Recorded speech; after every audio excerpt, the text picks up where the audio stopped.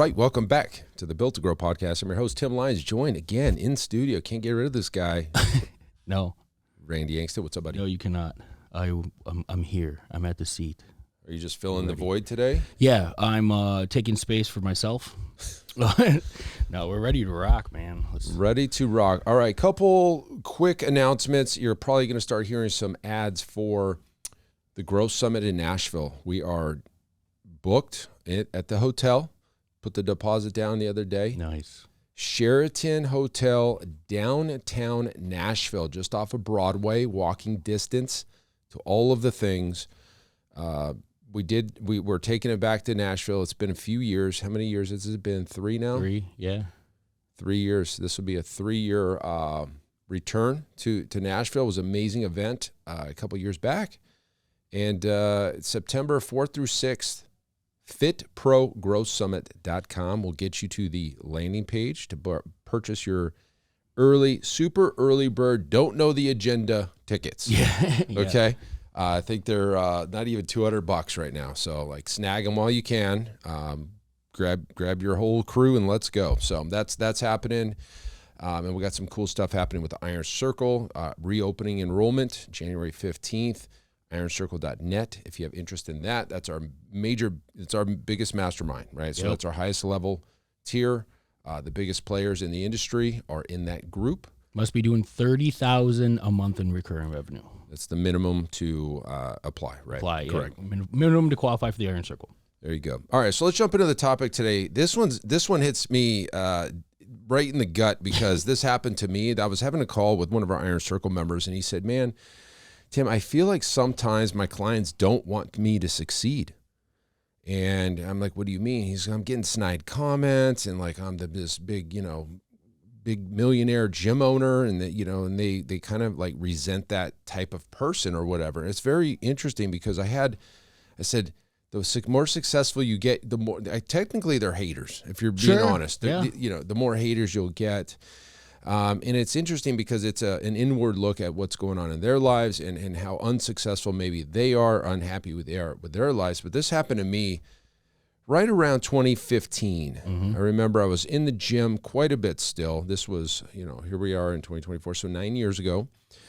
I was still in the day-to-day operations. I was making sales. I was sometimes, cleaning up the gym and mopping the floors, taking the trash out, and I would see clients every single day. And these are clients that maybe had been with us for 4 or 5 years at that point. And for sure, I was the one that signed those folks up because there wasn't anybody else doing the sales, and it was me. And I was their point of contact, and they had seen me start, from nothing to kind of starting to get to a point where I could remove myself from the operations because I had created systems around it and everything else. And one day, I was, at the time, it was Brent. It was our fitness director. He says, "We got all these clients leaving, like a group. And this is a group I had signed up. There was 5 women, and they were fairly affluent women, very well known in the community. Many business owners were in that group. It was interesting because they were kind of, I guess, leaders. I don't know, call them leaders, influential folks. Yeah. Influential folks, not only in the gym, but in the community, in the city. And they all got up and left all together, like within 2 days of each other. 3 left, and then I think 2 left the next day. And I was like, what's going on? And what it turned out is they didn't like me not being around anymore. It's interesting. The words out of their mouth, this doesn't feel like a mom and pop business anymore, which I personally like to support mom and pop businesses myself. Sure. They didn't feel like it was around. Tim's not around. It's getting too big. We don't want to be a part of this. And it turned out that they didn't really like the fact that I was moving out of the day-to-day operations. They would much rather see me mopping the floors. Yeah. And if I were still mopping the floors, they would still be here at that time. They would stay. Yeah. So it came down to not feeling like I was a mom and pop business anymore because the owner has moved out of the day-to-day operations. And let's paint the picture too, because when you said got too big, it made me think that like there might be other things that they were experiencing. You know what I mean? Like volume of clients or the number of your I guess total client count. You know what I mean? It wasn't that. It wasn't like the business hit a certain point where their relationship declined, their training declined. It wasn't any of those things. It was literally just your position as the owner and your connection to what you were doing within the four walls of the business, most of which didn't have a direct impact on them at all, if at all, right? Yeah. So just kind of setting the stage there, it wasn't a matter of like, Tim was the trainer that wasn't training them anymore. Tim, he didn't have that personal connection. Tim's always kind of been more of the operational running of the business. So when that happened, it was strange because, again, like their results weren't dependent upon your time in the business, what you were doing. It was like, like you said, kind of keeping the place tidy and the sales component back even before Brent got there, marketing. Yeah. A lot of the back end stuff that they wouldn't really even know was taking place from the work that you were doing anyways.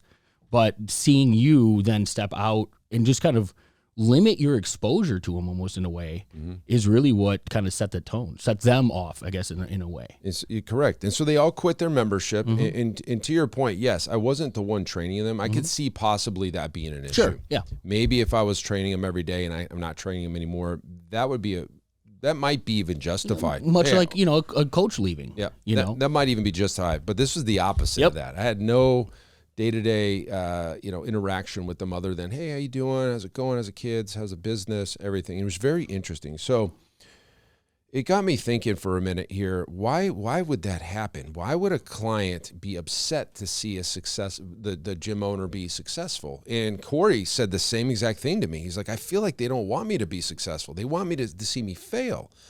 And really it comes down to it's human beings. Yes, you see it not just from this scenario, but you see it from all of your friends and family members that don't necessarily have that abundance mindset. Yeah.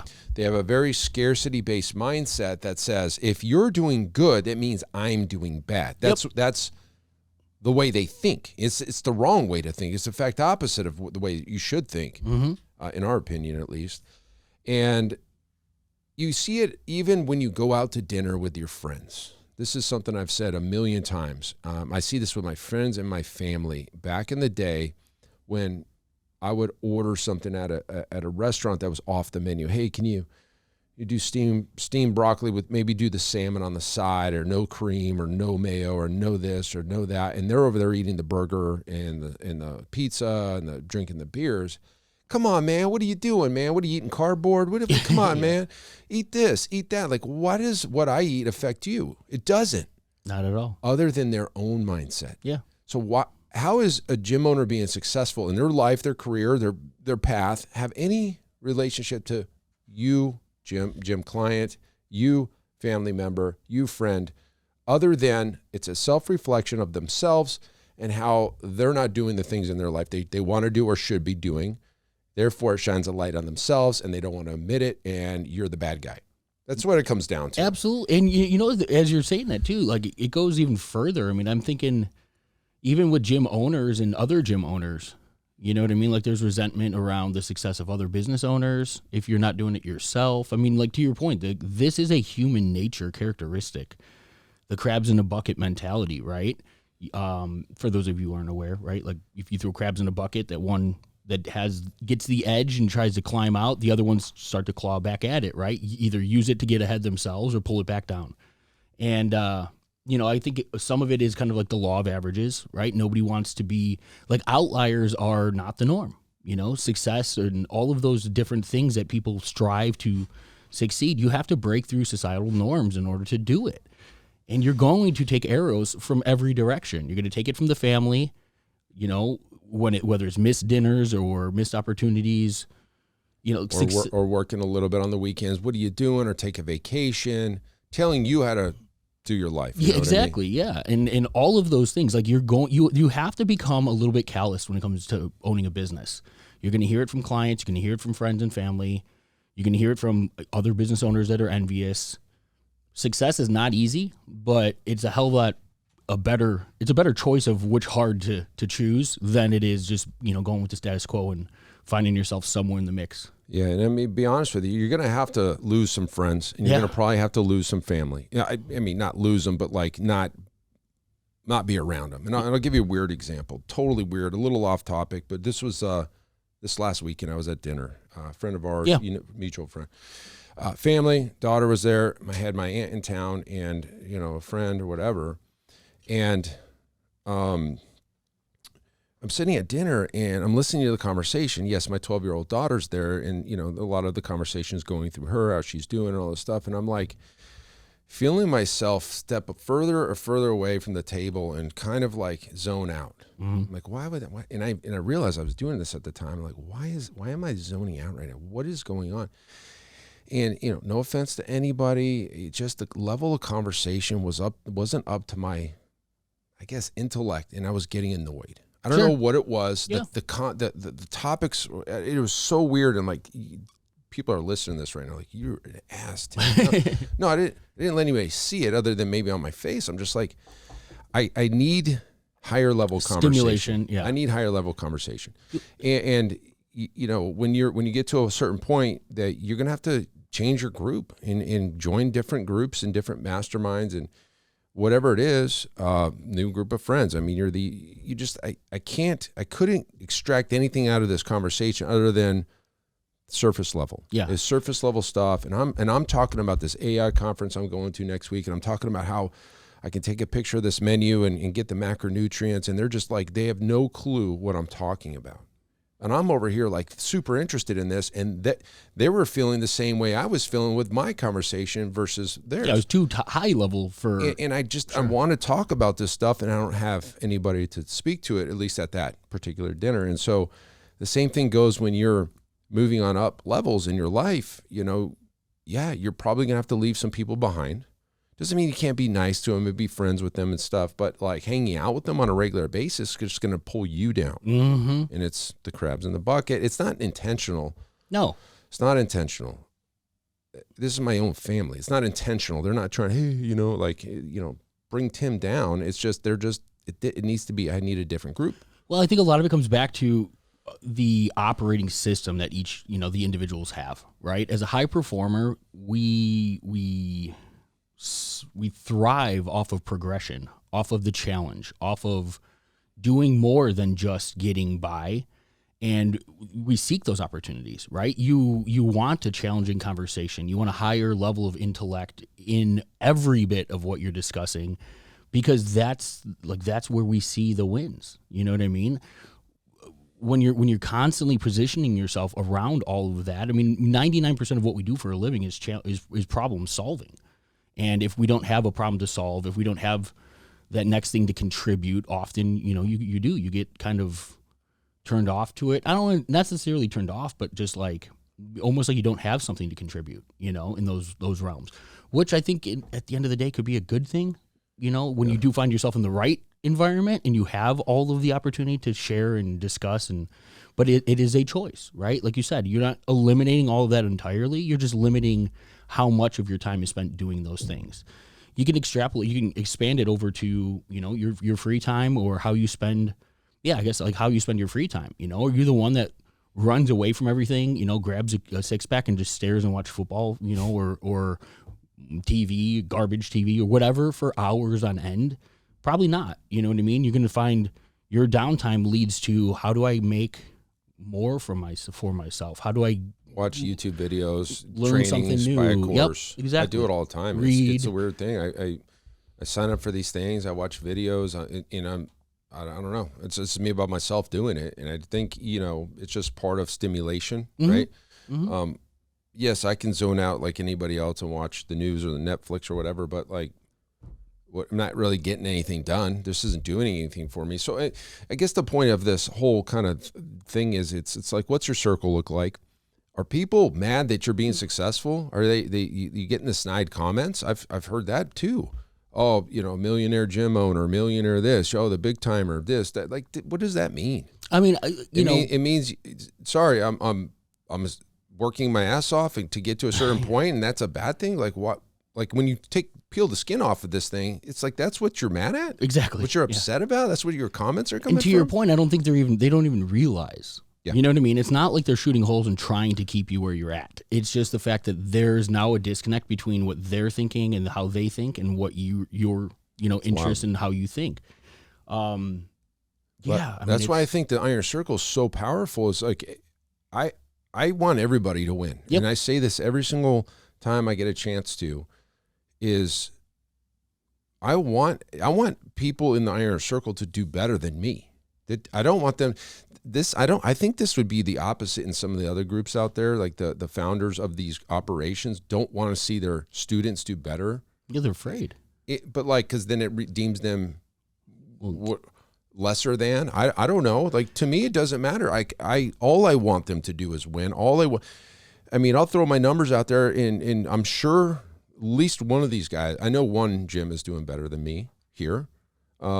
In that group, I know one is, like, but I want them all to do better. Sure. Because I don't need to beat anybody. I just want to beat my score last year. You know, what I mean? and that's a kind of across the board. I mean, the ego is a very fragile thing for people, right? I mean, even there is an egotistical component about just shooting holes in somebody else's success, right? Because the envious component, like, that's where it's deep seated. That's what it comes from, is, like you said, it's a look in the mirror for them, and it kind of forces them to do it, and they're uncomfortable with it.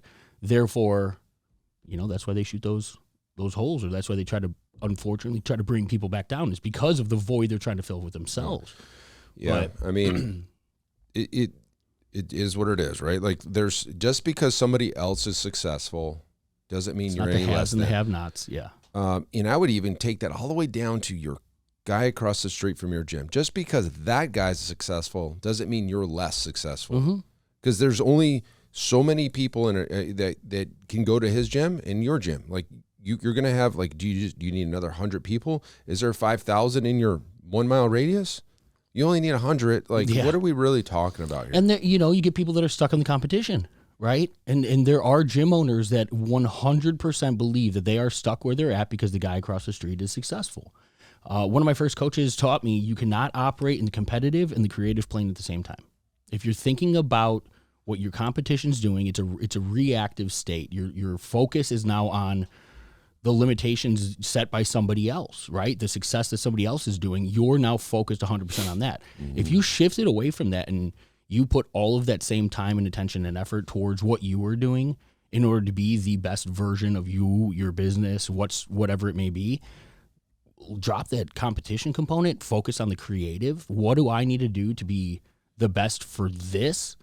All of that competition stuff goes away. Yeah, 100%. You don't think I don't think look about, at anybody. No. And you cannot succeed from the front when you're looking backwards or you're looking at the guy across from you, right? I mean, it's like a racehorse with blinders on. They do it because they want the horse focused at the finish line, not what's happening next to him. And it's so interesting how so much of that, you know, just spills over into human nature. Yeah, it's human nature. And we allow ourselves to be distracted. We allow ourselves, you know, that guy's ads hit your Facebook page, and now all you think about all day is how he must be getting clients at your expense. That's probably not the case at all. Yeah. But if, you know, do you have a marketing campaign that's running? Do you have all of the things that he's doing? Are you doing the same things? And if you are, then you wouldn't be focused on what he's doing or she's doing. Sure. Because you've got your own, you know, things in front of you. Great point. Can't look at the competition. Focus on what you can do to be better. Surround yourself with like-minded, driven individuals. That's when the opportunity for growth and success happens. I've got story after story after story. And I could prove it through the Iron Circle itself. The Iron Circle is a group of gym owners that are at a higher level. They want more. They think outside the box. And what we've seen happen time and time and time again is that we get gym owners that are coming out of another mastermind. They come into our group and they have record years, year after year after year. When they join our group, when they were at the same place for 10 years in a row in another group. And the only thing I can say to explain that is that the ceiling is higher in the Iron Circle, whereas they might be tapping the ceiling of the other group, and maybe the people in that group are kind of just all around the same spot. But when they come into this group and they see what's possible, the Roger Bannister effect of the 4-minute mile, they believe it can happen, and therefore they do. And it happens every single time. I will give you a great example. At the Iron Circle, I had everybody stand up. Yeah. Who had a record year. 100% of them stood up. And these weren't 2-year gym owners. These were 14, 15, 20-year gym owners. They're in this other groups or no groups, hitting ceilings, coming into this iron circle. They see what's possible. Yes, we teach different things. Sure. But I would say the majority of the effect of what's happening is because of the other, they believe it can happen. The belief potential. The belief. Yeah, I completely agree. And I mean, and I was going to say, exactly coming off of that, we hear that too. I mean, much like I think it was one of the recent podcasts that you did, you said, hey, I'm giving you authority to go do big shit, right? Mm-hmm. Like that, when you enter the iron circle, that is exactly the tone that's set.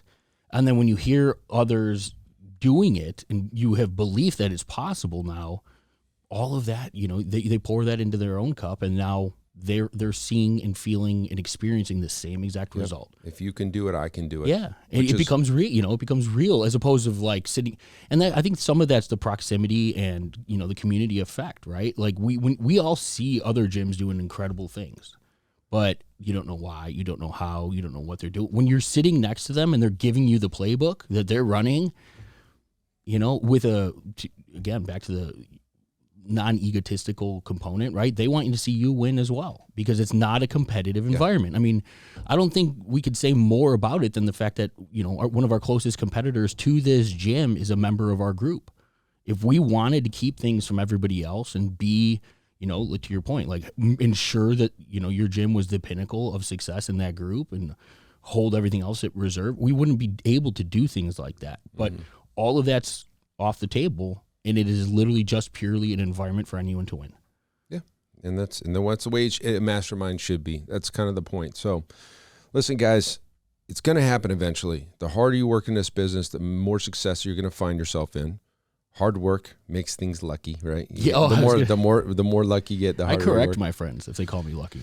Wouldn't it be nice? You hear that as stuff. But anyways, you're gonna hear this happening, and you just have to know it's gonna happen and not let it affect you. I'm so glad I didn't let that happen. I was so steadfast that I'm moving forward that I said, F it. I don't care if these clients leave because of that reason. I can't help that. Like if it was poor training, poor something else, I can help it. Yeah. I can't help that. That's them. Go ahead. Go on and do your thing. And that's going to happen the more successful you get, and you just be okay with it and know that you're got your blinders on and focus on the future and being in the best group you can, the best company you can. If you want to join an amazing group of gym owners, IronCircle.net is opening back up the first of the year, or January 15th. So we're taking applications now. Mm-hmm. And if you want to be considered to join that group, we'd love to have a chat. So fill that out. Until next time, keep changing lives. We'll see you on the next show. Bye. All right. Thanks for listening to another episode of the Built to Grow podcast. If you want more help growing your business, join our free Facebook group, Profit Accelerator, helping training gyms grow to $30,000 a month and beyond. We'd love to see you there. Go check out the show notes for the link and keep building something great. And we'll see you in the next episode.